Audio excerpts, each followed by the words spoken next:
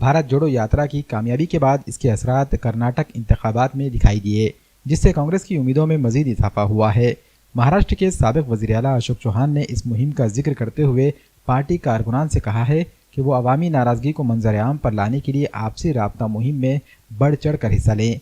ये मुहिम 3 सितंबर से शुरू हो रही है। आदरणीय राहुल जी गांधी, जिनको आज आने वाले वक्त के लिए प्रधानमंत्री के रूप में युवा देख रहे हैं, बड़ी खुशी की बात है।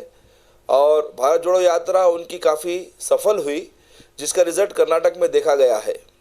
और भारत जोड़ो यात्रा के मुकम्मिल होने पर हमारे महाराष्ट्र के नेता आदरणीय माजी मुख्यमंत्री अशोक चौहान साहब ने 11 अगस्त को एक मीटिंग ली और मीटिंग के अंदर में आए हुए सभी महाराष्ट्र के नेतागण और खास कर भास्करराव जी पाटिल खदगांवकर जी और साथ में टोटल एमएलए और एमपीस, जिनके अंदर में हमारे उत्तर के और दक्षिण के और सभी यहाँ पर तशरीफ़ लाए और सभी कार्यकर्ता, सभी नेतागण काफ़ी हद तक के ये मीटिंग सफल रही।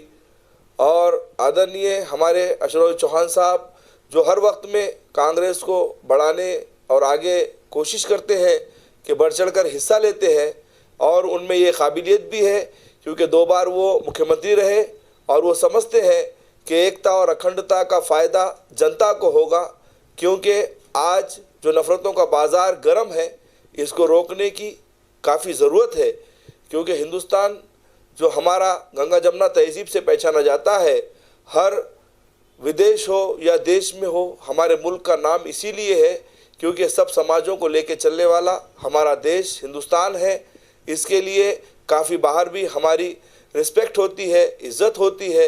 वो कायम रहे, बरकरार रहे और जातिवाद का अंत हो, एकता अखंडता चले।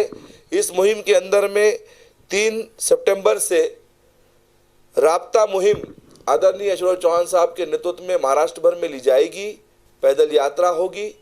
इसके साथ में हम ये चाहते हैं कि जैसे हमारे नेता आदरणीय अशोक चौहान साहब शुरुआत कर रहे हैं, ऐसे ही पूरे देश में हो और पूरे देश का माहौल साजगार हो।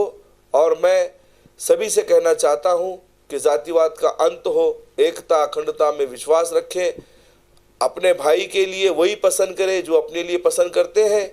और इस मौके पर मुझे बोलने का मौका दिया गया, इसके लिए मैं शुक्रगुजार हूँ एमसीएन का और ख़ास कर सभी कार्यकर्ताओं का कि वो चाहते हैं कि मैं हक़ में बोलूँ। इसलिए और 15 अगस्त की भी यौम आज़ादी की मैं सबको दिल की गहराइयों से मुबारकबाद देना चाहता हूँ। 77वें गणतंत्र दिवस के मौके पर